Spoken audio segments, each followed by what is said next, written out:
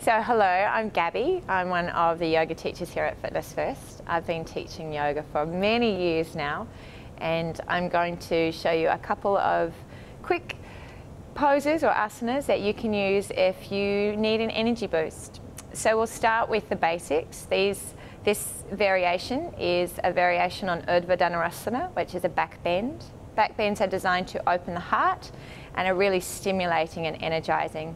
So this first variation is great for people that haven't done yoga before, or people that are carrying injuries and need to move carefully through their backs.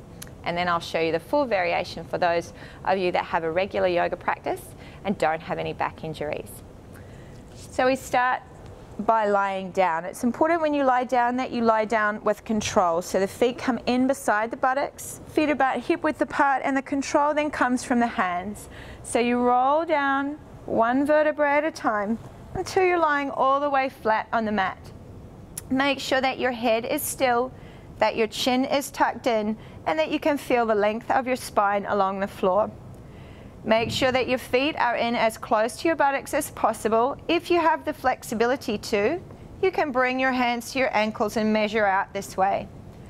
Press down firmly through your hands and your feet, and use an inhale to gently roll the tailbone up off the floor and peel your spine away from the ground until you come up into the back of your shoulders.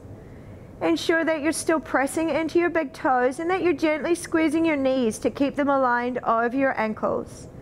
A small clench of the buttocks as you tuck your tailbone towards the back of your knees. And again, make sure that the head is still so your neck is safe.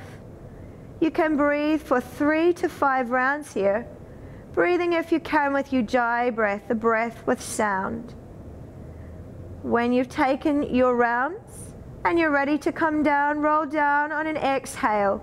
Try to roll down through each vertebrae in turn so that you feel your spine unraveling to the floor. When your hips are all the way down, relax and release your buttocks completely so that your spine is soft. You can take as many rounds as you feel comfortable with, and when you have completed all the rounds that you feel comfortable with, take your knees to your chest and gently let the tailbone lift.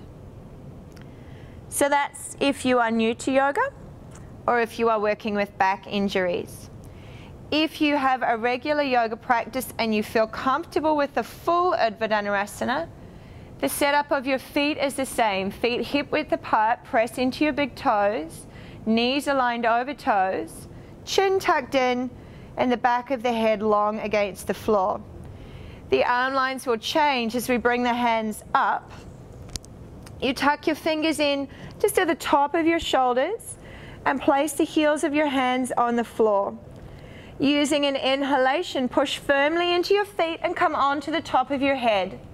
Push again through your inhale to lift your body and bring your weight forward towards the heels of your hands so that you open your heart. Still pressing down through your big toes, gently tucking the tailbone and squeezing the buttocks. You're going to feel a really strong stretch and opening down through the front of your body.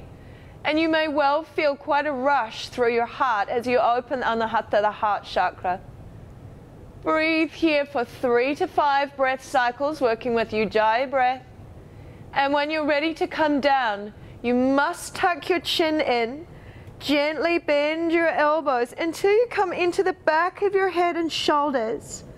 Release your hands, walk your feet out, and once again roll down the length of your spine and just roll your wrists out a few times in both directions to relieve the wrist joints.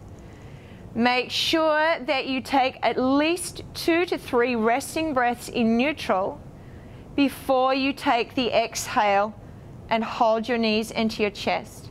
It's important that you take that neutral breath just to release the nerves before you come into the forward bend that we have now.